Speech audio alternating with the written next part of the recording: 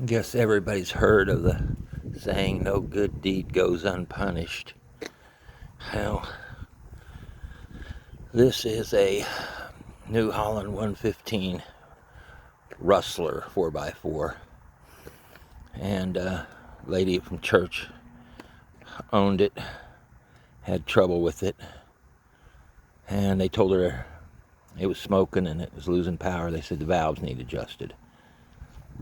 She said it had leaked oil and gotten hot maybe or low on oil once, and then after that it didn't run right. So I did a little compression test and drove it, and I could tell the engine needed to go through. So ended up putting new heads on it and going through the whole thing, the rod and the pistons, new rings, and this clutch drivetrain system is really a bear.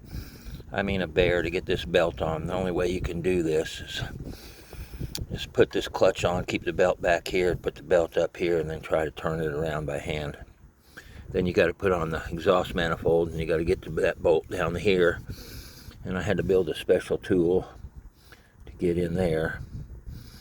Other than all the problems, it was pretty easy. The shock and the tire had to come off to access this. They told me at New Holland that the frame had to come apart to get this engine out, but when I took the tire and the shock off, I was able to tilt the engine out here, up and out with the little winch.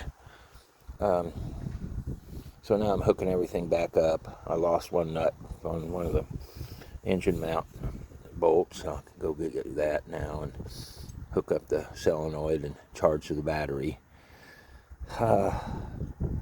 There's a rubber gasket that goes along here on a plastic cover, and I'm going to try to rubber cement it on and get that back in shape.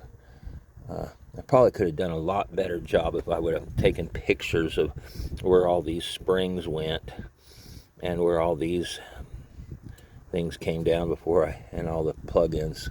But it came together pretty good. I think I got it. I've got to put on some twisty ties, some zip ties on a few places on the wires and cables, but I'm winding it down. But like I said, I didn't charge near enough to do this, but I guess we'll hopefully I'll get some good karma out of it or something.